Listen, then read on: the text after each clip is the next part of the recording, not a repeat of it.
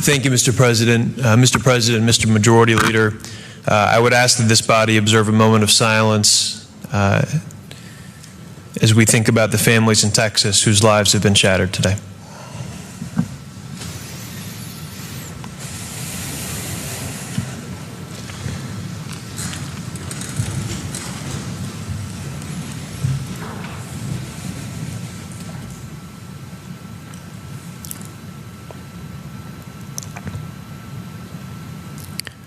Thank you.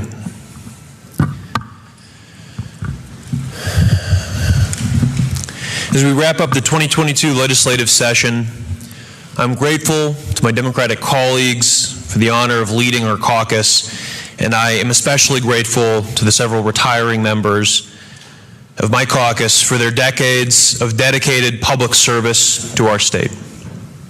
Jim, Amanda, Joe, thank you. I also thank our smart, caring, and hardworking caucus staff and interns on both sides of the aisle, and we all grieve the loss of the late Joshua William Bronsink. Finally, I thank the Secretary of the Senate and his staff, this year's wonderful Senate pages who are here way past their bedtime, all the hardworking staff of LSA and DAS who keep this building working, and especially Randy, who keeps my office looking cleaner than it should be, the Statehouse Press Corps, and most importantly, our families and constituents back home. Iowa's 2022 legislative session began with Senate President Jake Chapman accusing teachers and the media of a sinister agenda and trying to, quote, normalize sexually deviant behavior against our children, including pedophilia and incest.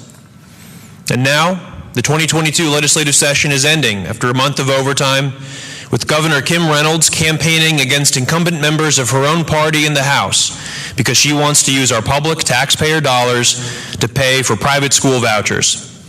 There could be no clearer sign that Republicans have zero interest in addressing the substantial economic headwinds facing our state. Inflation, high gas prices, a formula shortage, and the ongoing Reynolds workforce crisis. Because rather than tackle these issues head on, Iowa Republicans have spent 2022 pouring gasoline on the flames of the culture war and made many of these challenges much worse. On inflation, Iowa Republicans passed tax giveaways that overwhelmingly benefit the ultra-rich and big corporations at the exact moment that corporations are posting record profits because of their high prices. On gas prices and the formula shortage, Iowa's Republican politicians in Washington voted against legislation to hold big oil accountable for their price gouging and voted against legislation to authorize emergency relief for families searching for formula. And on the Reynolds workforce crisis, Republican policies created this crisis. That's why there are fewer Iowans working today than when Governor Reynolds took office, even as the United States has added over 10 million new jobs during that same time span. And in 2022, Iowa Republican policies are making the Reynolds workforce crisis substantially worse in 4 specific ways. Attacking public schools with false accusations of having a sinister agenda, continued attacks on labor rights and unemployment benefits, refusing to fix our state's worst in the nation child care crisis, and driving people out of the state with their relentless culture war.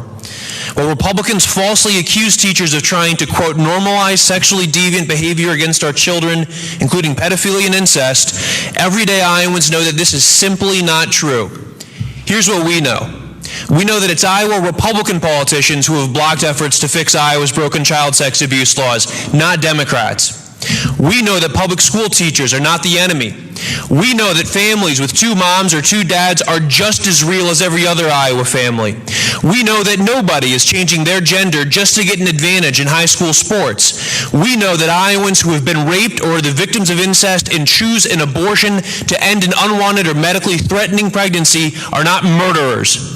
We know that religion and faith are meant to bring us together, not be a weapon used to divide us. We know that we all do better when we all do better, and that's why the ultra-rich and big corporations should pay their fair share in taxes.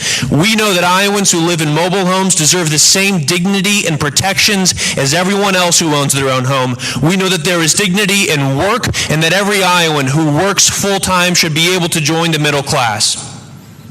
We know that Iowa's future can be brighter than our past, and that the way things have been is not how they have to be.